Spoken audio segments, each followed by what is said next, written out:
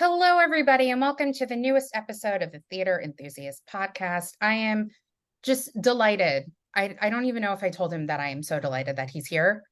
I I don't remember it if you did. No, I didn't. I said I'm very excited, and I thanked you profusely for coming on to this podcast because I've been a fan of yours since Arcadia so many years ago. Anyway, please welcome Tom Riley. Yeah. Thank you so much for having me. Thank you. I am so happy that you're here and I get to talk to you because, like I said, I've been a fan of your work for so long. And having worked, like I told you, as many performances I did at Arcadia every week, which I will say is a good thing because I did see the play before I even did merch there. And true to Tom Stoppard, I had no idea what was going on. And so, luckily, because I worked it so many times, I eventually understood the play. I think that's Yeah, I probably, mean, it's yeah. that's the nature of it. I think like one of the great experiences about doing Arcadia was that even in week, I don't know you probably know better how many weeks it ran for them, No idea. 16, 18 weeks. But even in the final few weeks of it, I Yeah. was like, oh, that's that's what that means. Or that's how to play this Yeah. because of unlocking something that you just hadn't heard before. Yeah. I will say we did sell a lot of scripts. Yeah. We did. For people to read at the same time Yeah. I mean, I or do. while they were watching it. Yeah. So, like, well, hold on. Let me go back. I do remember selling the script to Christine Baranski, though. That was cool. Yeah. I remember being backstage and seeing Stephen Colbert was in, Wow. and at the interval because there was like a backstage camera at the Barrymore that could see into the auditorium, Mhm. and he was there throughout the whole interval with the script, like explaining it to the people around him. That's like a precious memory. Us all huddle backstage watching Stephen Colbert explain the play to the audience. I also feel like that's such a Stephen Colbert thing. Uh-huh. Yeah. I mean, not knowing him personally or anything, but I feel like that's a very Stephen Colbert thing. But I mean, we Yeah. will eventually get back to Arcadia because I do have a lot of questions about it because that's, like I said, what I know you from the most, or my introduction to you. But I always start with, where are you from? I am from a town called Maidstone, which is in Kent in the south of England. It's I've never described it like this before. For some reason the word comes to my head. It's landlocked, which it is, but I don't know why that's relevant or something that I'm even thinking of now. But it's a small town, but it has a theatre and like a cultural life. I lived there till I was 18.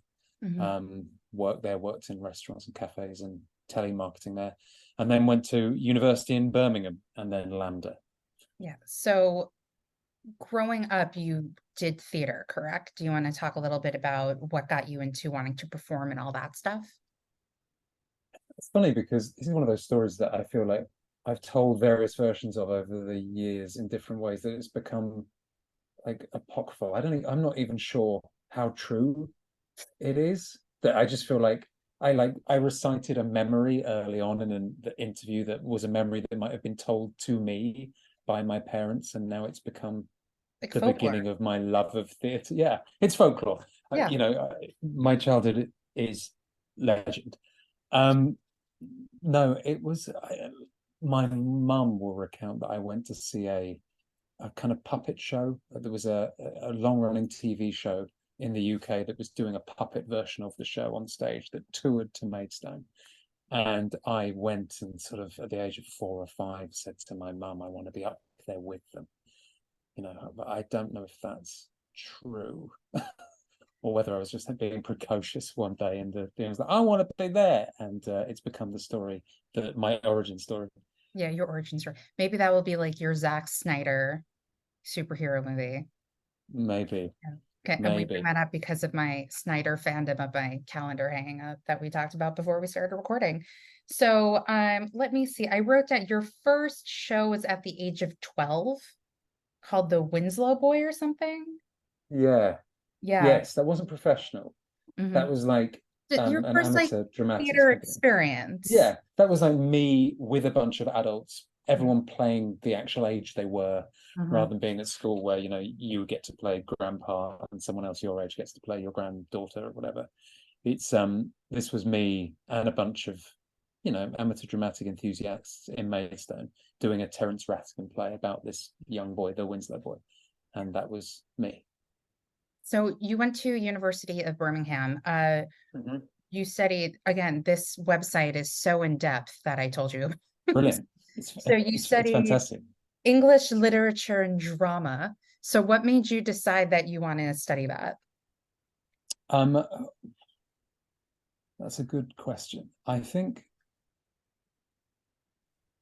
sometimes think in hindsight, I'll answer this question in reverse. I got a email, Mhm, or maybe a tweet or a DM or something a few years ago from a young guy who was at Maidstone Grammar School, which is the school that I went to. mhm, And he wanted to go into acting. He wanted to perform. And it's an all boys school. It wasn't particularly supportive of anyone who was interested in the arts. Um, but so I think he was having a similar experience to me, which was he didn't have an outlet at the school, but he'd seen that I was an alumni who had gone on and had a career in the industry that he was interested in. And so he reached out asking for any advice and if I could help. And and this DM, so I said, I'll call you, because I remember being that kid and feeling like no one was there yeah. to help, and I couldn't get any answers that were anything more than speculation. So I called the kid, and it was very interesting, my answer as to what to do next in hindsight, because my journey there, you say, why did I do English literature and drama? Mhm. It's because I just didn't see any other way in. No one had told me there was another way. Everyone close to me said, well, you should probably get a backup degree because, Yeah. no, I don't think it's a real job. And so I did the other thing that I loved, which was writing and storytelling and Mhm. criticism, literary criticism, and followed that. Um, but for him, I did think like there is another route. I don't know if I would have had a career if I hadn't gone in that direction. But I do sometimes wish that I had started earlier, that I hadn't done, what, a year out, 3 years of university, another 3 years at drama school. I was 26 before I did my first professional job. Um, and I feel like I missed a lot of the years uh, where I could have sort of come out, and the fresh face years before you start being typecast, or before people start saying, "Oh, we've already got someone who's 31. We'll go straight to them without an audition." In those early years, the chance to go out there and show you're on a level playing field with everyone else. Mhm. So that was why I did it, and I don't know if I would have done that again had I had that phone call, if someone had called me and suggested something different. Yeah. So you also had a radio show while you were in college. Yeah, yeah, Burn FM, What no did big deal, not to brag. what did you do on it? NBD. Uh, I worked on its, I mean, for its reach so disproportionately, for probably the six people who were listening to it. I would write every night, I would write full sketches and game shows and bits, Mhm, and then I would co-write it with a very good friend of mine, mhm, um, and co-perform it, I guess, co-host it, and then we would play all these different characters, and I just sort of try and write comedy bits every single night when I should have been probably reading the Iliad or Chaucer or something. I was too busy going like, how can I do a funny teenage girl character? It was like that was my that was the radio show. Well, that was your creative outlet. I mean, you did say that you wish that you would have started earlier, but I mean, that was kind of Well, your that was the way thing. to do it. Yeah. Yeah, and I definitely tried to sort of pull that those elements that I was missing by not going into drama school earlier towards me at university. I sort of Yeah. joined and helped run a theatre company. I wrote shows, directed shows, yeah, all the things that that were the things that I've taken from it, honestly, like Yeah. since, and the friends I made through that outlet at university are the friends that have stuck. Yeah. Did you always want to go to drama school, or did you just like university, then drama school? Or was it like university and then you decided to try drama school? I I legitimately have no memory of even knowing drama school school existed. Like, I don't think I knew it was a thing. I think I learned about it at university from other people who'd auditioned. Mhm. I think it was, you just went to university. Yeah. I So now didn't you know any other shouldn't way. feel as bad that you feel like you started late because you didn't know. No, I didn't know. Well, that's the So thing. I didn't the have anyone to pressure's off tell me. now. So there you Yeah, go. yeah, the Yeah. pressure's definitely off now. There's no changing. This car is on its road. Yeah. Listen, see, all these years of wishing that you started earlier have been resolved because you didn't know about drama school when you were 18. So there you go. No, no. Yeah. I feel like I probably, if Google had existed, I probably could have worked it out. But there we go. Yeah. I mean, you're not that old. I'm sure it did exist. No, So, it's true. It's true, dude. yeah. What made you decide on drama school and then what made you decide on Lambda?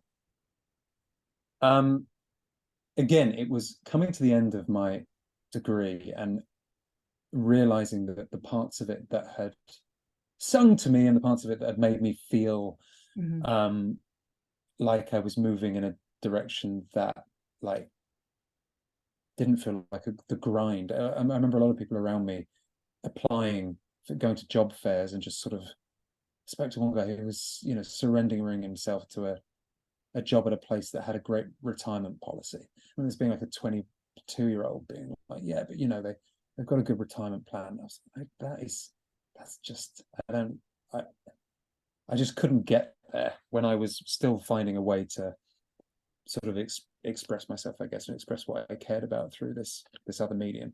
And then it became something that so there were actors in the year above me, which I'm sure as a theatre enthusiast, Mhm. you will know Elliot Cowan and Hadley Fraser. Mhm. These are all actors who had graduated previously from my university ahead of me. And so I knew that it was an option, a viable option, and they were out there and working, and it was going great for them. Didn't you work with Elliot in something? I've worked with Elliot twice. I was Oh just yeah. texting Elliot yesterday. I think I adored he's him. doing A Little Life right now, right? He is, yeah. Yeah. Yeah, I saw that when I was in London twice actually. I'm planning on going next week or the week after. It's I saw it twice, so clearly I enjoyed it. So, Yeah, he did yeah. a full 8 hour run.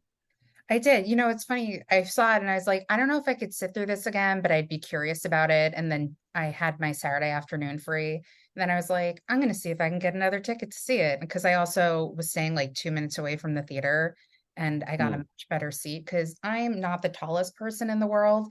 So, of course, my life being what it is, the first time I see it, I have this very tall gentleman in front of me. So, like the entire show, I'm like looking towards the side to try to see what's yeah. happening. So I enjoyed it much more the second time. I had a better seat, didn't have a very tall Are person there in still front of me. seats on the stage? Were you on the No, stage, I or did is not. that no longer the Yes. case? I mean, No. I saw it at the Pinter, and I know they're at the Right. Savoy now, but it's yeah, they still have stage seats from what I have heard. So yeah. Anyway, getting back to you. Yeah. Yes. Mhm. So Lambda, were you able when you were studying, were you able to audition outside of the program or were they not for that? Mm. They, they I would say they weren't against it, Hmm. but in my final year, I was auditioning. I did get very close to something that I ultimately ended up doing. Hmm. But in the initial rounds, there was a genuine question of whether or not I would be allowed to leave slightly early in order to go and take this job. Hmm. You had to, because I think I was there just when it turned from a course with its own qualifications into a degree. And in Hmm. order to graduate with a legitimate degree, you needed to complete a certain number of performances.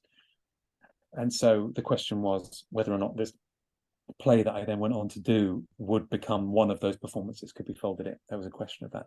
Yeah. So I wouldn't say we were encouraged to. And there was an important thing drilled into people, which is the responsibility you have to your cast. Hmm. So the idea was if you were leaving early, you would be leaving certain people in the lurch that you were performing with. So that wasn't encouraged, but they were also very clear-eyed about the fact that this is what happens, and this is why everyone even comes to drama school, is to get work like this. So there would be a perversity to preventing them from doing it. Yeah. So what was the show that you got? The Woman Before at the Royal Court, it was called. Yes. I have all of it written down somewhere. See, I took very legible notes, clearly. Oh I did wow. my research. Yeah, and I always find it funny when I have people come on and they're like, "You've done research?" It's like, of course, I'm gonna research my people before, not my people, but the people I have coming on before they do the show. So that was your first professional job, correct? So what was Yes, that like for you? Just like straight out of school. it was. I mean, thank God for like the arrogance that comes from being that young Mhm. and having had 3 years of being in drama school and being feeling like you basically everything was oiled, like I was performing all the time. So Yeah. when this came up, it was someone. I mean, this is a public story. I used to be very I used to keep this to myself because it felt like his story to tell, but he has told it since. So, but Robert Pattinson was Mhm. the guy, and he dropped out or was let go from this play at the Royal Court 3 or 4 days before the tech. So I left drama school during the final year and went straight to the Royal Court and straight into that play and had to learn an entire play and rehearse it in 3 days. So it was what was the experience like? I was kind of it was I was sort of numb to it. It was I didn't have a moment to stop and go, this Yeah. is nuts. I can't, I'm not. I didn't even have a chance to second guess myself. Mhm. Um, it was just this has to be done, so it will be done. Yeah. And Richard Wilson, who was directing it, and the cast around me were phenomenal. Saskia Reeves and Nigel Lindsay and Helen Baxendale were all just phenomenal. Georgia Taylor. And what a way to get your first professional job within Oh, like, oh, you have 3 days to do a show. There you go. yeah, Yeah. crazy. Yeah. Although what I will say is that I did think this is the thing I go on there being like, I'm that guy who did the play in 3 days. But the Royal Court, because it was so late, failed to change my name in the program or in any of the for any of the critics' notes. So all my work was in the papers as promising debut from Robert Pattinson, or and I've seen on talk shows in the States tell the story of how he went out and said, look, I've been doing theatre. I've been doing classical. He took that to casting directors in LA. So So, that you worked very well. could have been Batman or Edward I Cullen. mean, I have too weak a jaw in comparison, but yeah, he's fine. He's done fine. I think he's fine. And you've been doing great things too. So no worries And you there. know what? Yeah. He came to see it and which must have been hard and was incredibly generous and gracious and wonderful. Yeah. 3 weeks into the run backstage. Yeah. So you actually worked a lot at the Royal Court. Is the Royal Court a Mm. West End show, a national theater? Like what type? Because I was trying to figure that out last night. Because no offense to British theater, I'm still very confused by how it works. Because Yeah. I'm a New Yorker, I understand theater here a lot better. So I'm not really sure what type of theater that's I considered. so I mean, I wish I knew the answer to this because I don't think you would class it as off West End, like Mhm. say the Park Theatre. Yeah, Um, it's sort of in that world of the Don Mar, the Almeida, the mhm. Royal Court, Got it. the National, sort of in which they're not a West End in the same way that Lincoln Centre's Broadway. Yeah. It's kind of one of the theatres in Lincoln Center counts as Broadway and the rest don't. It's that sort of Yeah. thing. Well, for me, it's more like how people consider Radio City Music Hall Broadway, but it's really not Broadway. Yeah, Yeah. yeah, Yeah. yeah. I used to work in hotels and I'd had a lot of people being like, "Oh, I'm seeing, the Christmas Spectacular, the Broadway show." And I didn't want to be rude and be like, "It's not Broadway." Sorry. It's like I can't do that to a tourist from the Midwest. I can't do it. No, no. So, after The Woman Before happens, what happens Mhm. next for you? You had your first professional gig, you left Lambda your last year. What happens next? Are you kind of like auditioning after? Do you get a job right away? I did. I went straight into a film that I can talk about because it is not in any way SAG strike related. Okay, no Very problem. the most independent of all films. Oh. Um, it was called A Few Days in September. It was a French Mm, movie that was fully indie, and Juliette Binoche, mhm. John Turturro, um, and Sarah Forestier, Nick Nolte, incredible cast. And yeah, it was just a French independent that then went to Venice Film Festival and ended up, I think, selling to a very independent British guy who I don't remember seeing it anyway. I don't know if it ever came out. No, Oh it's no, on it did. It did. It IMDb. had a small cinema run. Yeah, it had a small cinema run. But yes, that was again another huge sort of trial by fire, like in at the deep end. Work with Juliette Binoche. Good Yeah, luck. yeah. It not too shabby. So you did the Vertical Hour, which I remember was on Broadway Mm-hmm. many years ago. So what was that experience like? Because you also did a radio play of it the same year, right? Or am I or Oh not? wow, I did. No, I did. I just completely forgotten. You're welcome. Yeah, no, I did. Thank you. Um, yes, so it was at the Royal Court again, and had previously been on Broadway. I played Andrew Scott's part, but it was a new production. It wasn't a new. It Yeah. wasn't. It was a different director, different. David Hare was in with us the entire time. Jeremy Herron directed it. Uh, Indira Varma, Anton Lesser, again a great cast. Mhm. Like an interesting experience because I think even David and Andrews said to me since there is an element to that part that play which is a three-hander where the son sort of exists to bring the two his liberal girlfriend and his right-wing father together for a conversation. And although he's present, it's really what the play is more interested in is how these two people fight. um so it was interesting. It was very different to the one before, which was more of a mood piece almost. This was like very cerebral and talky, and Mhm. but again, like an incredible experience. So that's why it worked well as a radio play, probably. Yeah, I think so. I think it all took place in there wasn't very much visual. There weren't huge visual elements to it. It was lots of long conversations. Yeah.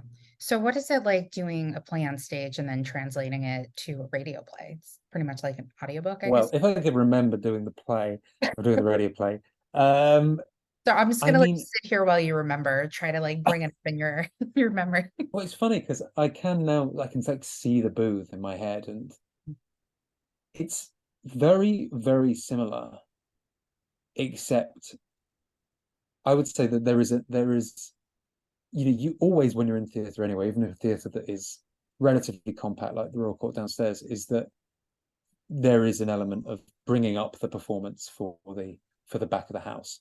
Yeah. Um, but on the radio, it feels like there's even more of that. Like there's even more lacing your lines with the underlying emotion in order to sell it because you aren't able to do anything with your body Mhm. physically.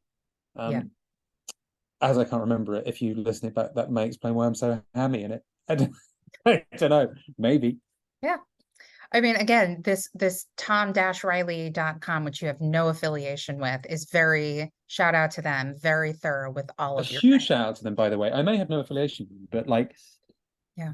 she has come to see my plays over the years, has been endlessly supportive and kind Mhm. and caring, and I love that site. I don't I it's been so useful for me because I'm sure the radio plays on there. I can go Google it and remember it I didn't listen to any of your radio plays. There is another actor I did interview who I think he has his own website for, self-promotion, which is understandable because many people do. But I heard like clips of his stuff and it was pretty great. Not saying that like you need that because I think Well, I might. I mean, you might at I'll have this to go. I have to go point. listen. Yeah, who knows? Maybe we'll have to like find somewhere in the archives the Vertical Hour radio show. Just like play Yeah, that for a vertical hour. right. Terrible joke. Who did I do it for? Was it Radio 4 or something? I don't know. No, okay, Should I cool. go on the website? I do have it pulled up, Yeah, all of your credits up yeah. because I was like, I just need to make sure. Let's see, BBC Radio 3 drama. Okay, brilliant. Yeah, Yeah, I didn't remember that. no, we That's figured it out. brilliant. Shout out tom-riley.com. It's just like this Many shout entire outs. podcast is just going to be about this website, I feel like. It should be. It deserves the advert. It It deserves the does. commercial. So there is this one play you did that you were nominated for a 2010 Off-Broadway Theater Award. It Mm, is Hurts Given and Received. Do you want to talk a little yeah. bit about that? Because was it a one-man show? Because I couldn't, in my research of it, I was Mm. trying to figure out if there was other people in the cast, if it was a monologue. So I don't really know. So that's Howard Barker, Scenes from an Execution. Do you know that writer? The play does sound very familiar. Yeah. He's a fascinating man and a brilliant writer, sort of very concerned with the darker side of human um wants and desires. And that's kind of special to me, that job, even though it only lasted for a week or two, and it was at the Hammersmith, the Riverside Studios. I I was in a bit of a weird place before it, where I just sort of, I think the only way to describe it is I was losing the love for acting. Mhm. I could feel this the I just didn't feel like, whatever the reasons that I had gotten into it initially had sort of dissipated. And then I found, sort of through a number of, I don't even know if it was work disappointments or creative disappointments, that I just was like, maybe I don't want to do this anymore. Mhm. Maybe I want to head down the writing route, the directing route. Maybe that's the thing that, I left behind, and I should do that again. And this came up. It was such a short run, and it wasn't a one-man show, but what it was a guy who sat in I guess, to all intents and purposes, a judge's chair at one side of the stage, and various people from his life came on for him to judge in various ways that demeaned them or demeaned himself. Um, and it was sort of, there were long monologues, but there were also sort of deep, dark, juicy duologues. And I think the poster was just me screaming. It gave off strong, like, Edinburgh Fringe Festival vibes. But I'm so glad I did it, because I knew it wouldn't necessarily be seen by anybody, and it was such a challenge Mhm. for me as an actor, and the writing was so hard and it was sort of dangerous, that I refound, just in that short period, that short rehearsal period, in that week run, 2 week run, why I like doing this. Sort of, it was, oh, it's about this, it's about this feeling of telling a story. I'm investigating a human being, like working out how we tick as a race, and Mhm. um, and yeah, so that's what that was. But I don't even know if there's a script out there available. I don't know. I Maybe, don't know. yeah. We'll have to find it. Maybe a PDF somewhere online. I'm not sure. But you talked about how you were in a place just like kind of falling out of love of acting. Um, Hmm. have you felt that way throughout your career when things haven't gone your way or projects have fallen through, what have you? And if so, like, Uh, what advice would you give for people to kind of find their way back into it, aside from getting I cast in mean, a play that judges people? judge myself. I would say yes, no, and no. Hmm. So yes, I have found myself in that place, but no, it hasn't always been because things haven't gone my way or something's fallen through. Sometimes it's been harder than that, in that I found myself in that place and it is in spite of things going my way. And that's when it feels more sort of, I guess, sort of existentially heavy, because you're going, well, this is what I wanted, isn't it? This is how, this was the plan. Hmm. Why isn't it not, Um, and I think a lot of the time it's because, obviously, over familiarity, if you find yourself in something that's long running, over familiarity can sort of go like, I've done this. Yeah. And I think a lot of what drove me initially to do this is a certain sense of restlessness and the pursuit of the new and the exciting and the different. And Mhm. once something's been achieved, I feel like, okay, so what's next? Mhm. Um, I would say the argument to push people back is that I'm wrong. I just because I think, oh, I've done it, Mhm. I haven't necessarily. Like, Mhm. that impatience is not indicative of the fact that I have completed this. It is, I have hit my ceiling and of comfort, and that's nice, and let's move forward. And actually going back and being uncomfortable and delving deeper and doing more and driving faster into something, harder into something, is the way to truly find the thing that I thought I was lacking. Does that make sense? It does, yes. But It that does. kind of also makes me think of, because you don't do theater like all the time anymore. No, It's no. because you're busy with other projects, film and television. Do you find yourself, or is that maybe in my head or your head, the reason you kind of always go back to doing theater? Um, If it's just a play that comes up and you want to do it, or I think it's interesting. So I've had experiences in the theatre that were tough, Mhm. and I think, without speaking to them too clearly, I think look at the gaps after. Yeah, If there's a long gap yeah. after a play, chances are it was a rough ride. Mhm. Um, Gap, it means that it was great. Um, I'm just gonna pause for one moment. And we back. So you were saying that depending on the gap between theater, some of it was yeah, difficult. Yeah. yeah. Some of it will have been harder than others, and Mm. you'll see, for example, there's a very short gap between Arcadia and the next play I did, because Yeah. Arcadia was the most seminal, incredible experience of my life, Yeah. on in the theatre. Mhm. Um, but like a lot of the time, when theatre's hard, it's really hard, Yeah. and when it's wonderful, it's amazing. I would say those, because the experience of being on stage is so visceral, the thrill is so visceral, like you feel the roller, you feel the dips and the highs. I feel straight. Like, it's not like you don't feel the dips and the highs in TV or film, Yeah. but the nature of it is it's sort of slower paced and longer, and you have moments to not be too reactionary. You can sit back and go, God, that was a rough day, but I'm gonna have, whereas you can physically go see something horrible or wonderful in the theatre, and have to do it in front of 1,000 people. Yeah. Well, curious to see your reaction after A Little Life then, because Yeah, that's yeah, something I know. for a lot of people. Did you read No, the book? James is a hero. Yeah. I did read the book. Yeah, I did. Yeah. I didn't read the book when I saw the show, and I met people at the stage door because I purposely went to the stage door to proposition a particular actor to come onto my podcast, and that's not happening. But I tried. Who is it? Who is it? I will tell you off podcast. I'll sort it out. Thank you. I won't. No idea. That's fine. Yeah. That's totally fine. If Don't worry. it's two of the cast, there's a chance. Everyone else, I don't know. Oh no, no, it's totally fine.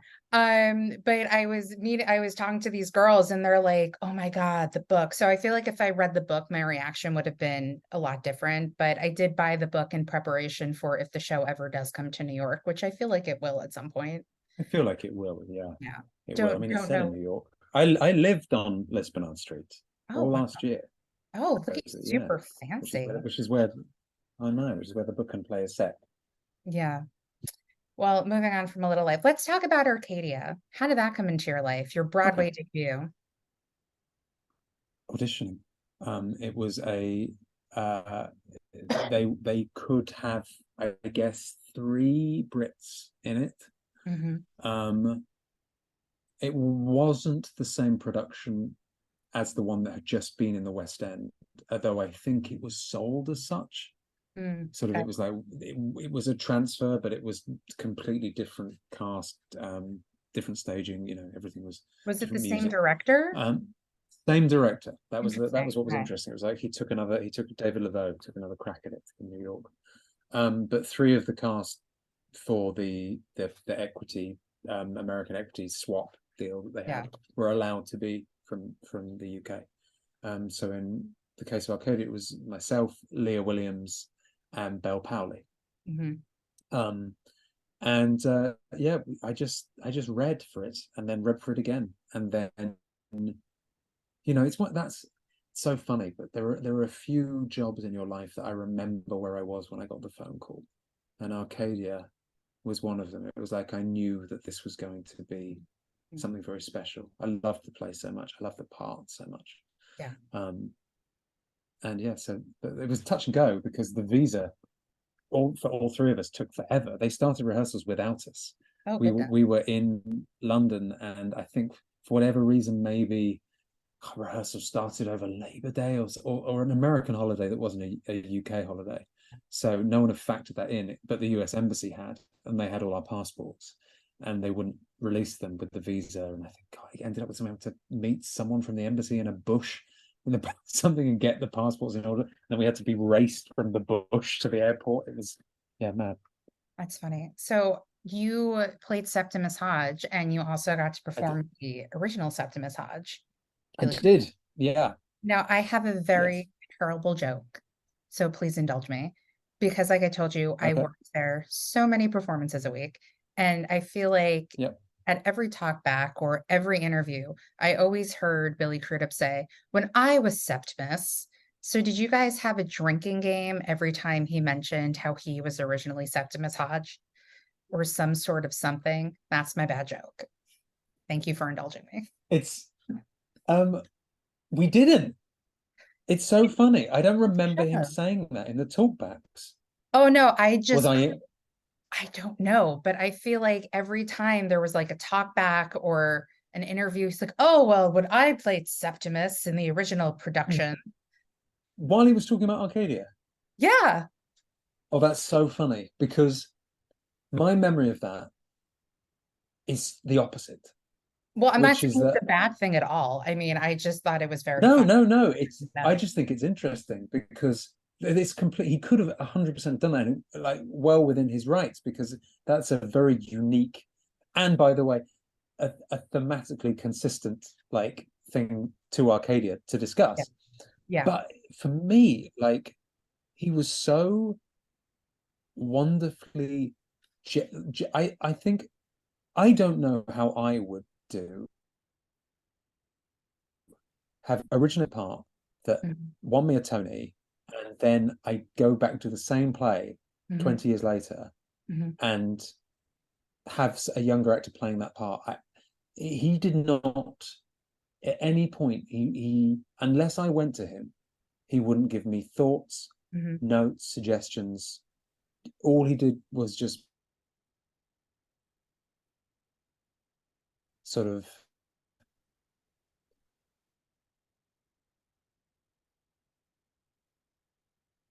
okay.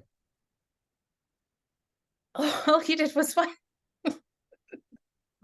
All he did Mhm, was give encouragement and mhm, kindness and sort of just compliments. And mhm, I remember early on, I think he eventually ended up getting a Tony nomination for his mhm. Bernard. So I can say this without any, hopefully without any braggadocio. But I was nominated for the drama desk Yes. early on in the run, and he was so thoughtful about it, and like he came in with his son and was like, someone was like, congratulate. It never felt like Yeah. the specter of that hung Mhm, over the rehearsal room at all. And I kind of I expected it to a bit. I was nervous, and mhm. he really took care of me. Yeah. I will say, I feel like I might have given you the wrong impression of when I was like, he was always like, No, played Septimus.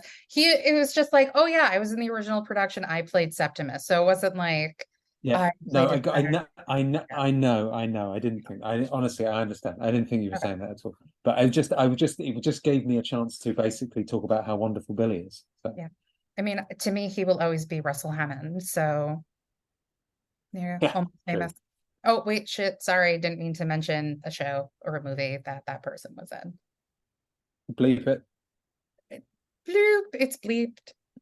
I don't edit the podcast, so well, I'm not in SAG. It's fine. I'm not, it's somebody else's work. I think that's okay. Yeah. I'm not getting involved in the conversation. I take all of it back. So let's talk about My City, mostly because I thought that show is had an interesting prospect. And you also got to work with Tracy Ullman, which was pretty great. So do you want to Yep. talk a little bit? Wonderful. Please take Tasted your sip amazing. of your drink before we delve in. Okay. And whenever you are ready, if you want to talk about it. Um, my city was straight after Arcadia. Hmm. Um, and I think I was in New York when I spoke to Stephen Poliakoff, who was the writer and director. Um, it was that was an interesting one because when we started the rehearsals, the first read of the script was about 4 hours long, I Oh think. my God. Wow. Um, maybe I'm exaggerating, but it was definitely it felt long, something like that. So a lot of the rehearsal was given over to sort of mutual cutting, sort of together as a company, working out what could go and what could stay. Mhm. Um, so it felt like we didn't. By the time it was up, it was we did really only got to the final form of the play a few days before we were teching it.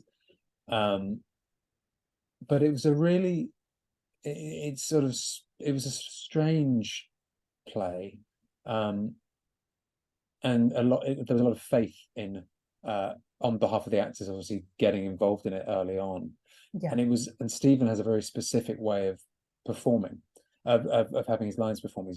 He's very uh, he pushes for not a single um, beat of a line to be dropped, even as you get to the end of a sentence. You just make sure that you land the final. Everything has to be played straight, which is a little awkward and uncomfortable, um, because there is an element of the unnatural to that doesn't when your entire life is like as an actor is like make this sound real, when Mhm. you're being told no, that's not part of this because this whole play is so off kilter and odd. um but I think what we found with that is that when we committed to that, it came so unapologetically that Mhm. I'm not sure the audience ever quite knew what to make of it, whether it was a choice or we weren't very good. It was like it's like some people absolutely loved it. He's got a very he's got a beautiful way of writing these Mhm. very atmospheric, sort of slightly off kilter skewed worlds. And I think, like a David Lynch thing, or you feel like you were drawn into something that you were just connecting with, and some people don't, so it can be very divisive. um but that's an odd thing to ride in the theater. It's an odd thing to be in a room where half of the room is in the palm of your hand and Mhm. the other half is rejecting it. Because if you're very sensitive to an audience, which a lot of actors, try and calibrate the performance based on the feel of the room, that can be very discombobulating. It can feel like you've got an ear infection or something. Mhm. Yeah. Well, no, I just think it's interesting how you're saying that some people like, really understood the play and some people just didn't like it. And I think that's true with certain playwrights and certain plays. I remember, I'm not going to name the play, but I worked in my merch days, I worked a play.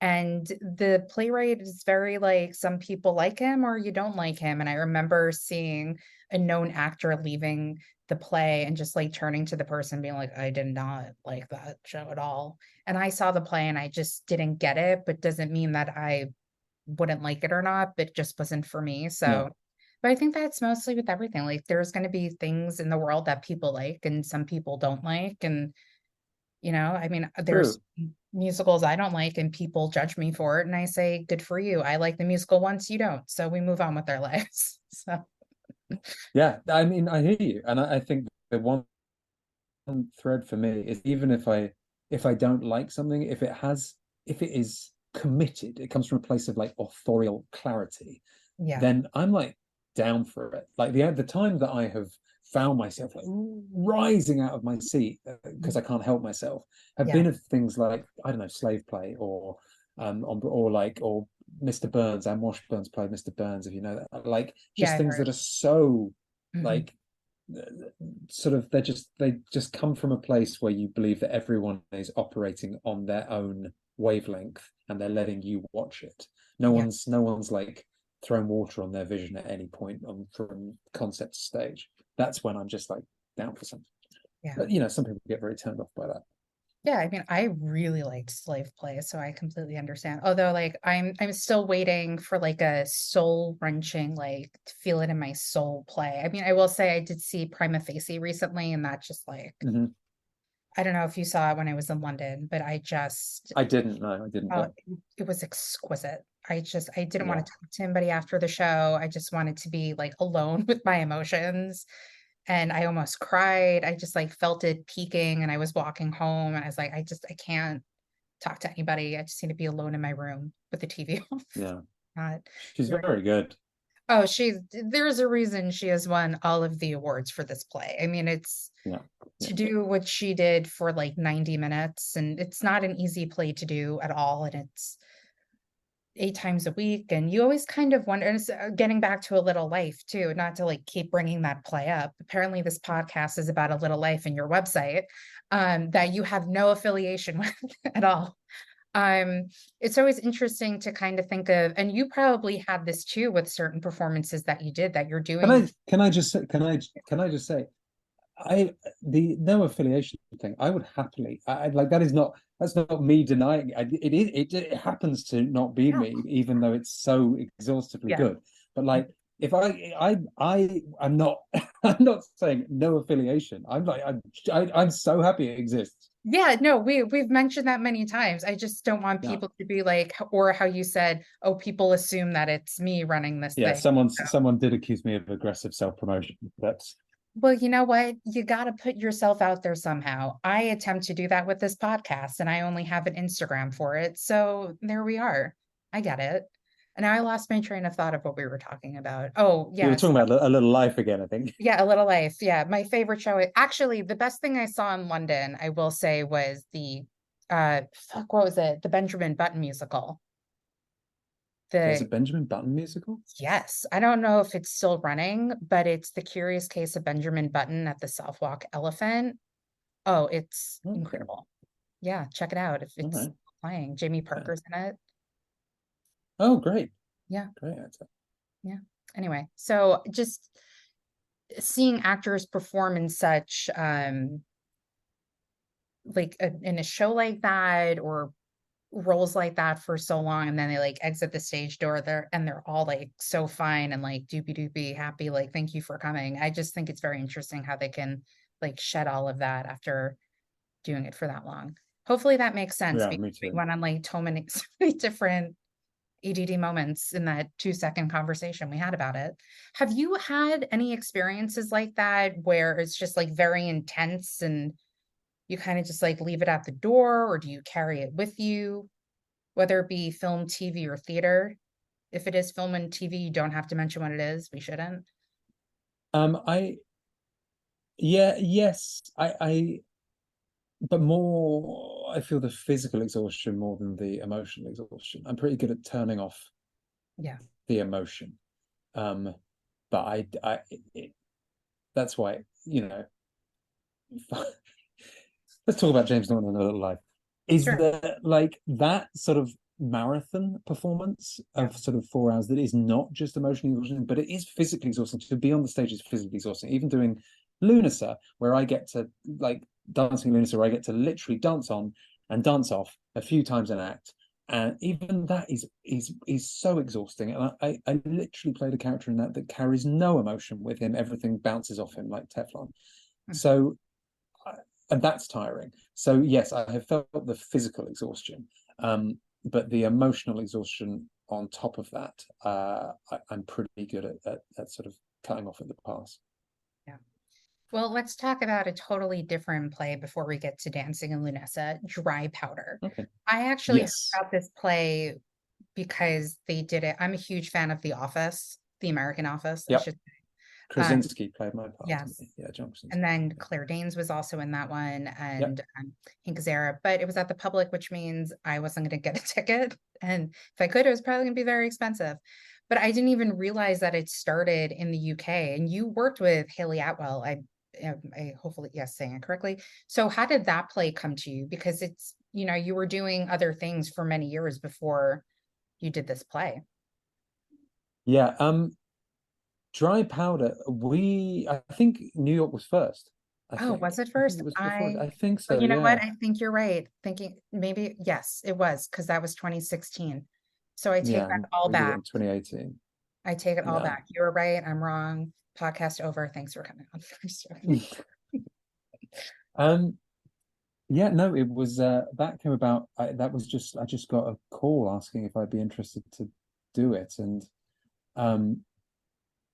And Haley was attached at that point, and I love Haley. I think she's a phenomenal actress and a wonderful person, and I just wanted to sort of spend that time doing it. And it was again, it was like there was certain sort of strange challenges to that one in that it was about a group of people that that generally we don't like to watch, sort of, the hedge fund bros, and it's difficult to listen to people throwing big sums of money about, and we didn't really understand venture capitalism as a company.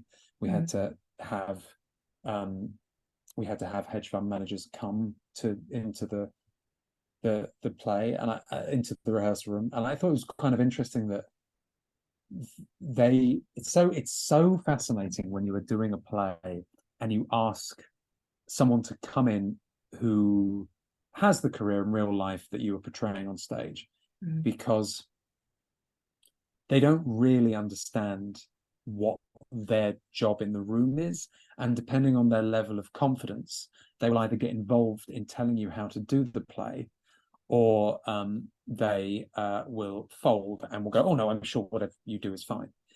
Hedge fund managers are on the very confident end of the spectrum. So they were sort of coming in and saying, the money, the numbers that what, this is only 100 million, this deal, that's nothing. Where's the $1 billion deals? That's what I'm working with. These guys that sort of came in, and then in Dry Powder, Haley's character is the biggest ballbuster of the group. She's like, and the men that came in couldn't get their heads around the fact that that part in the play was a woman. And these sort of strange sort of Wall Street and like financial district of London bros being like, listen, there should be a guy this part, as though we're going to go, oh, thanks for the note, and rewrite Yeah. the play. Um, but yeah, so that was like about learning a new language. And then it's interesting, those are the stuff that you get to do on a play that you don't get to do in film and TV necessarily, where you spend a good couple of weeks trying to understand Mhm. the world of these people and how what this language means, before you are then able to then go, okay, now how do I make an audience understand this as well? Yeah. It's just interesting that you said that, it's a play about people that are not, you wouldn't think people would want to watch. Cut 2 years later, there's two different television shows very similar to that type of thing. Yep. So I know nothing about them. same. But maybe dry powder started it all. There you go. So let's talk about dancing in Lunessa. Am I pronouncing it correctly? It's Lunasa. Lunasa. Okay. Yeah, yeah. I'm not Irish and I didn't see it. So That's again, okay. I really wanted to, and I just kept delaying my trip to London and then it closed before I can go. You And, missed out. It's a beautiful play. I was and just a great cast too. So great cast, yeah. great director. One of the most extraordinary stages. That was a job I just couldn't say no to. And I studied it at university. Oh, I interesting. did, yeah, I did my dissertation on. There is the story of the play is about these five sisters in rural Ireland, um, who they're being looked back on through a narrative framing device, which is the young son of the house, it's the son of one of the sisters, is remembering his time as a child in rural Ireland, and he sort of gives monologues throughout the play, telling us what will happen and telling us what did happen, and then you witness it on the stage. And part of what happens is they have a radio on set. This sort of, I guess, like, like this. It's basically broken, but it sort of pipes in with different music, and then they dance, and then it breaks, and they can't hear it. And I my dissertation was about sort of like, I think something like malevolent inanimate objects in 20th century theatre, or something about like things that exist on the stage that had a huge impact on it, and like a weird little devilish spirits. And Marconi, which is the name of the radio in Dancing at Lughnasa, was featured heavily. So when this came to me, I was like, I have to be in it. I can't, this is such a treat. And then when it was that cast and that director in that theatre, Was it a straight offer or did you have to audition? I met with Josie. But yeah, it was it was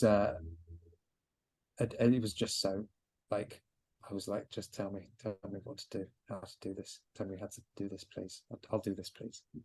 Was that your first, that was your first national theater, right? Performance or Yeah. no? There's been a couple of things where like schedules have missed that I wanted to do and then was unable to.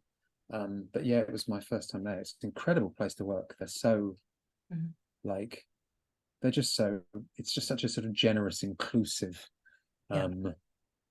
like the three plays going on at once, and the whole thing feels like you're part of a actors festival, even though you're right slap bang in the middle of London. Yeah. I really, at some point, hopefully I will get to see a play at the actual National Theater. I mean, I've seen like National Theater live in cinemas, and the History Mm. Boy started there and that came to Broadway and I saw that many times. But hopefully one day I'll actually get to see a show there. So do you Yeah, have any like dream roles or projects that you would like to do at some point?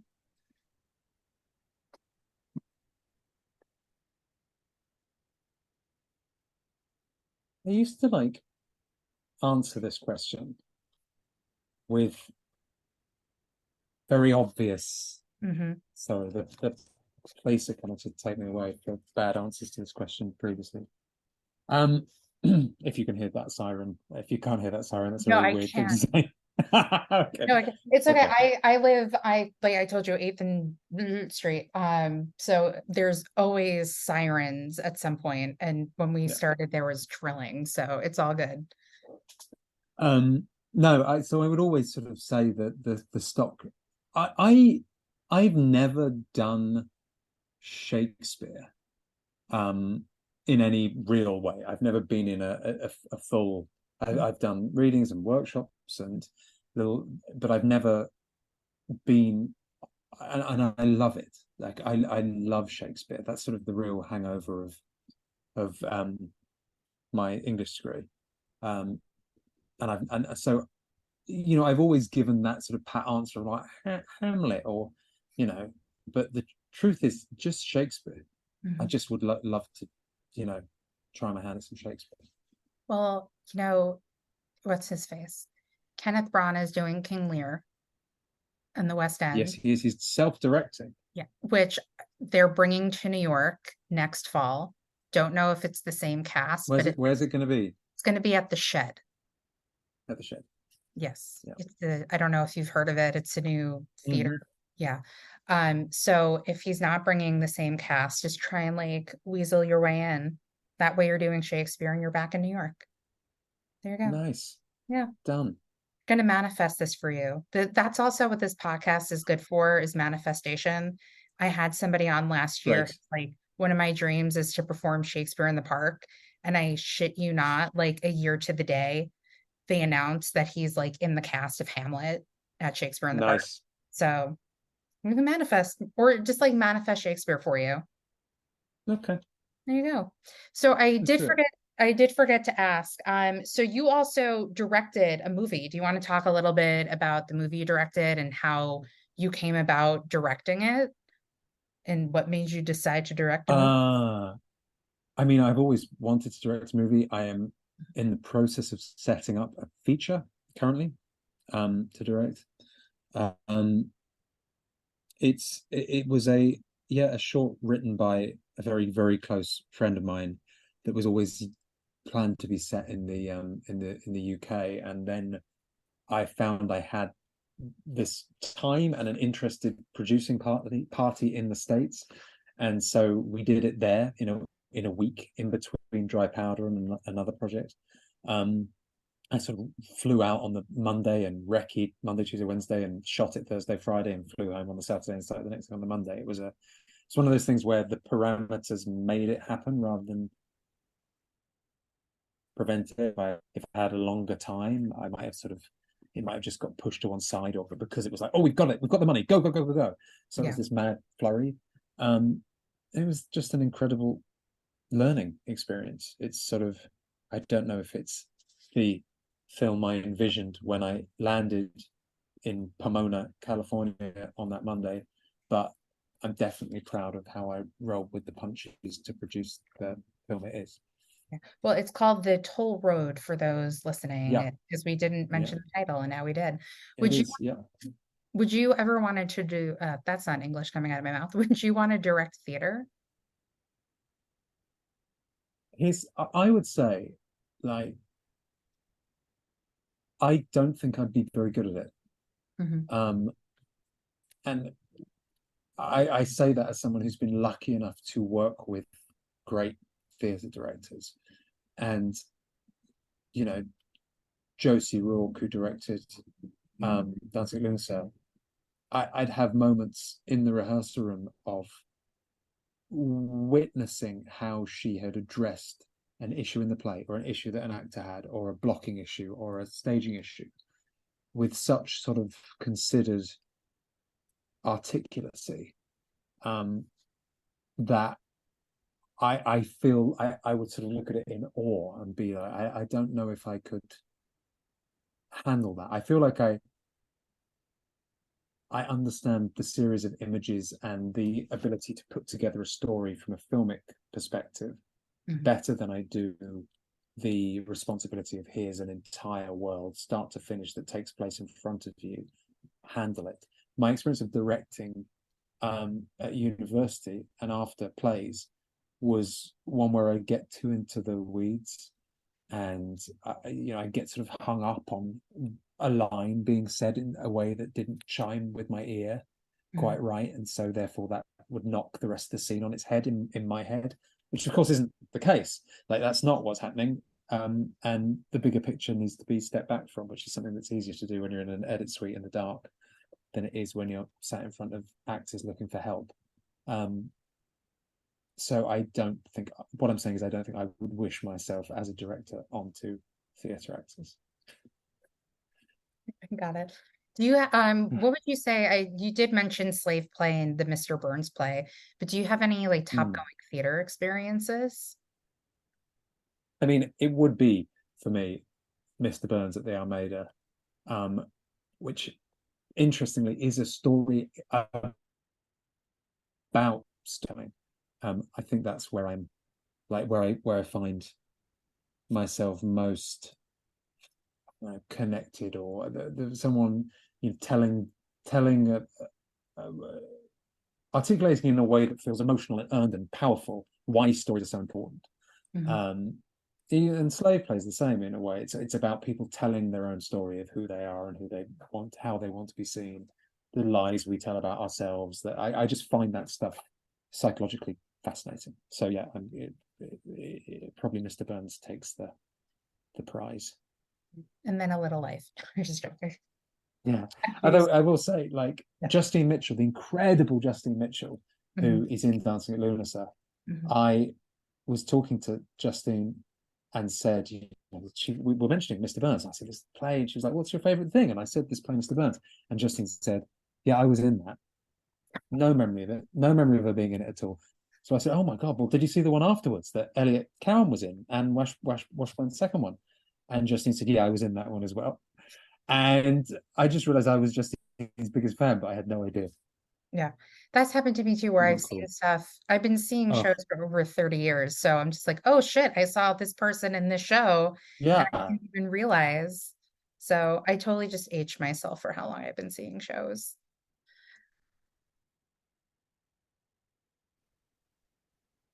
We're back. So let's do this. Really solid, my internet. I'm sorry. That's really good, my internet. I'm sorry. It's all my fault letting No, you again, down. like I told you before we like re-recorded again, I was interviewing somebody and my internet went out. And that's like one of my biggest fears with recording a podcast over Zoom. And luckily they were so kind and nice about it. But like for a good 5 minutes, I was flop sweating and having a massive attack of anxiety. All right. Are you ready? You excited? Let's do I'm so this. ready. What's your Okay. favorite word? My favorite word. Yeah, your favorite word. Um, plinth. Plinth? Plinth. Plinth. Okay. That wasn't the internet. That was just me not hearing what you Right. said. Yeah. Yeah. Okay. Okay. What is your least favorite word? Oh,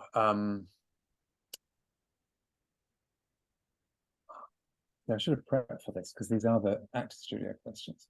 Well, I always Um, like surprise people with it because most of the time they don't know I'm going to ask it. glamp. Glamp? Like glamorous camping. Oh yeah, glamping. Listen, Glamping. I would have to do glamping because I need a bathroom. I can in the Yeah. woods. That would be my But I thing. guess the way that feels, but then it feels that kind of feels similar to plinth. I think. Listen, neither of those words are my favorite or my least favorite, but they're answers, aren't they?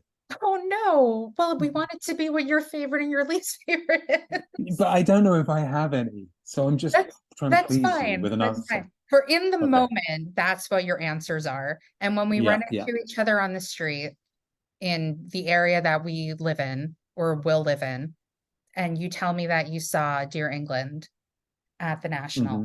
then you'll be like, this is Yeah, my favorite word for the moment now.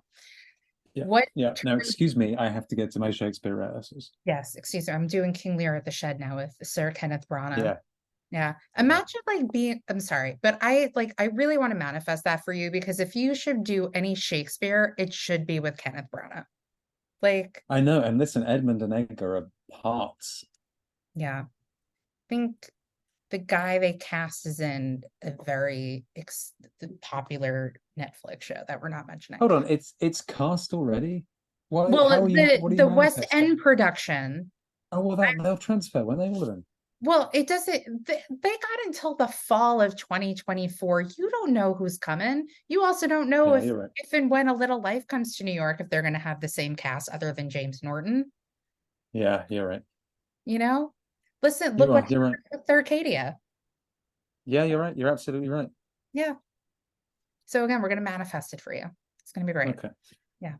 And when you win your Tony for when they transfer the Shed production to Broadway, I Yeah. just Okay. I like to thank Allison for manifesting this for me. And then I Wow. just like walk Wow. on the stage. I'm going to go write the speech now. Thank you to my family, Kenneth Branagh and Allison. But most of all, Alison, Most of all. Yeah.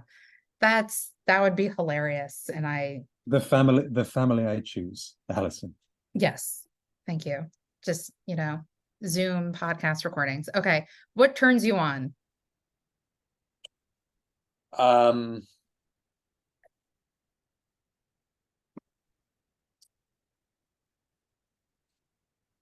the thing is, I try and think too seriously about these to give you like a genuine answer. But maybe I should just give a knee-jerk answer.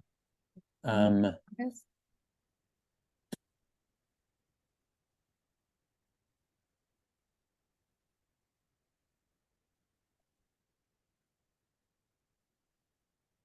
passion. Okay. I just like to say you don't have to take this too seriously. I think we've been chatting long enough to know that this isn't like the most serious podcast. So whatever Yeah, you I know, but I so like, I could give like a silly answer, but I guess like genuinely, like, yeah, passion for something, yeah. Somebody I enthusiasm. interviewed, I had somebody on the podcast once, they said their wife, and I said, great, let's move on to the next question. There you go. What turns you off? Um, oh, uh, it's like what's the sort of superiority, like smugness. Yeah. I have like that smuggy blech on my face. I Mm. understand. Yeah. Mhm. What is your favorite curse word? Uh, I just like fuck. It's a good one. It does the job. I agree. What sound or noise do you love? I mean, my dog does a good snore. What sound or noise do you hate? Um,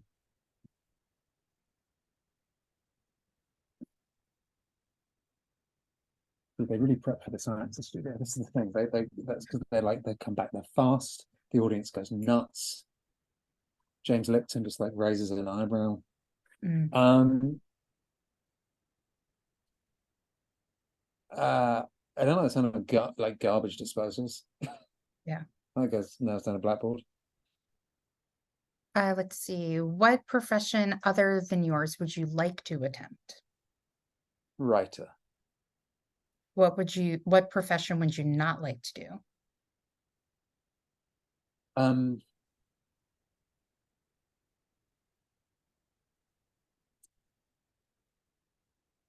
I used to say chef for profession that I would like, and now I think chef's a profession I wouldn't like. Any reason behind that, even though that's not a part of the Why question? there's such a dramatic switch? Yeah, Um, I don't know. No reason. Just got gone it. off it. I feel Just like a gone lot, off it. yeah, I feel like a lot of people are into saying yes, chef now for whatever reason. I don't know. I don't know either. And finally, as Mr. Lipton used to say, if heaven exists, what would you like to hear God say when you arrive at the pearly gates? Um, you're late. Here are your students. Now do I take questions from Bradley Cooper? Yeah, should I ask one? Well, I say that I've been asking you questions the whole time. I actually, when I was in college and after college, I worked at a theater at my university, and that's where they filmed inside the actor's studio. So I was actually featured on an episode asking Matt Damon a question, which was pretty cool. What was your question? Um, it was so stupid. It was about the movie Stuck on You because I remember like okay, let me give you some background. So all of the questions that were being asked were so serious. And they're like, would you direct? Would you do this? And I remember watching or reading or hearing an interview that him and Greg Kinnear were giving about when they were stuck in the like as Siamese twins, how they had this rule of when they went to the bathroom, they would never go number two when they were stuck together. So it was a two-part question that I think got turned into one. And I think it was about like what it was like working with the Fairley brothers. And it was the last question of the night. And even the producer came up to me after and was like, that was a great question because all of No, the well other done. questions were so serious. And I had like the stupidest question about a movie that he and Greg Kinnear played Siamese twins. So there we go. There we go. And I was on TV. So boop. So I lastly, or not lastly, but why do you think theater is important? Oh, I mean, it's I mean, that's too big a question. It's so important. It's like the most like visceral communal experience you can have that can shine a light on. I could like go on about this for ages. I just think it is uh it's there is something that it can unlock in an audience that they don't necessarily get sat at home behind their screens, that they don't necessarily get even in a cinema behind their screens. There is something about being present and witnessing a story being told in real time just for you with a group of people that is life affirming and can it can just cause a real, and I'm not saying film can't cause a reaction of great emotion and great awakening because they can.